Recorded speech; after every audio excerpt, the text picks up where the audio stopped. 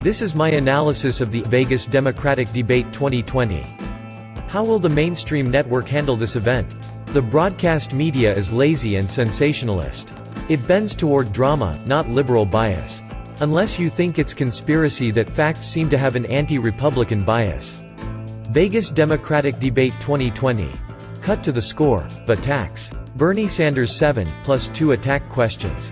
Elizabeth Warren 4. Donald Trump 1. Mike Bloomberg 9+3 attack questions. Setting the stage for the Las Vegas Democratic Debate 2020. The ad content: movies, HomeAdvisor, Viking Cruises, travel, Apple, Warby Parker, Credit Sesame, housewares and quick payday loans. Pretty innocuous sponsors. No major special interests represented. NBC gave the usual dumb lead-up discussions. They did manage to cover some of the easier factoids. Like Bloomberg flip-flopping between parties as candidates. He will not lead the Republicans to compromise with the Democrats, he will make the Dems do all the compromising. Bernie rolls into this debate with a double-digit lead, eclipsing coverage for a bit. While Bloomberg dominates the TV ad slots.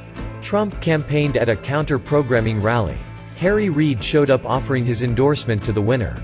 To me, he was a relic of the great men he used to be. It demonstrated that the old-line Democrats really have aged and dissipated down to just Joe Biden. I had wondered where the many great names of Democratic Party contenders. Well, they were lost to age. Department of Youth. This is a generational change for the party in this election cycle. The old dogs bark loudest but are few compared to the multitude of pups. This election is all about the youth vote. Young people recognize the need for revolution. Registering young students and getting some home to vote is key to Democratic victories. Last word of pre-debate is the expectation of more infighting than Trump fighting. Bernie's picked up a new wing as the Latin community has apparently just discovered him. Lester Holt hosted and led the team of inquisitors. First question prompted Bernie and Michael to duel. Bernie had the plan and Michael had a Republican insurance salesman talking point. Elizabeth piled on and got a good line delivered. At least Bernie got to test out being called a communist in front of a friendly audience. Warren got to say what every Dem was thinking about Michael. No on trading one rich old jerk for another. Revolution. When the Democratic Party debates, they should showcase our principles. They touched upon important realities.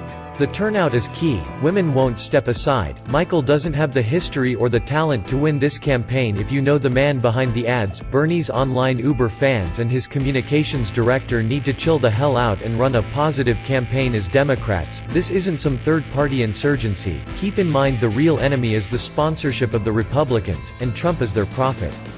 Bernie had to school Pete on the GOP Putin attack on democracy. They all should consult the books of Malcolm Nance, then they would know what made the internet such a toxic environment. Police misconduct has stained 4 of our candidates. It's ubiquitous as a bipartisan social problem. Climate change correction could be a huge industry. Who put the warrior in Warren? NBC got Elizabeth on the warpath and she sounded good.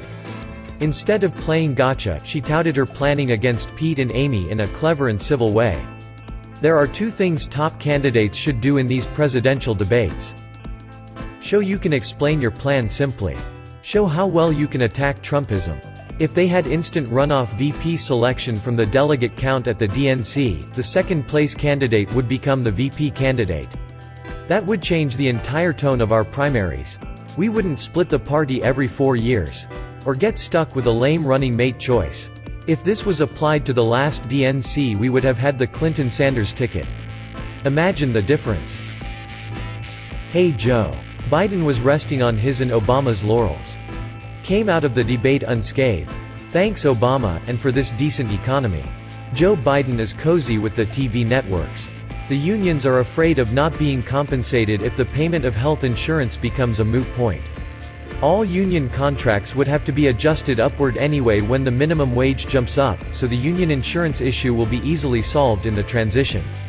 NBC raises questions that seem critical of Trump, but then they twist into a Dems do it too type of spin or to turn it into a infighting question.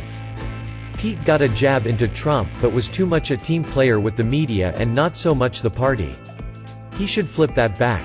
Michael got hit with some unfavorable questions. This is a bad night for him. If Mayor Pete thinks the nation's not ready for a revolution, then he needs to be aware that we are already deep into a Republican war on the voter. They revile the will of the people because it often touches their money supply. They have been conducting mental, cyber and legislative civil war ever since Obama was elected. We are in their revolution, so we had better wise up so we can win it. Pete is more convincing when he attacks Trump than his opponents. Polarizing is not the right word for re-enfranchisement. He's still the poorest candidate still going, using mainstream funding. What I know Amy? Amy got a pop quiz question on the new president of Mexico. Then Pete piled on, when he could have hit Trump instead of that cringe-worthy exchange between them. That was Pete's fail that crashed the debate then. Me Too. The Me Too movement landed on Michael as Elizabeth, and even Biden took NBC's cue. They wanted to drag him into court on TV for a rescission hearing. It got a little over the top, but nobody cared because he's not going to be the candidate anyway. We have come so far and are so close to getting this done. Let's finish what we started. Stephanie Miller is on the air during morning drive hours. Sexy Steffi says, "One way to fight back is buy Malcolm's book The Plot to Destroy Democracy and read it and give it to everybody you know." See other Malcolm Nance posts, click here. The Las Vegas Democratic Debate 2020. How did NBC do? Not as bad as CNN, but Trump was shielded by some invisible barrier to any mention or contrast. Tom Steyer would have been more deserving of Michael's seat. Tom's done a huge amount of investment in progressive causes, than write an annual check to the Sierra Club. Plus, Tom does the Stephanie Miller Show.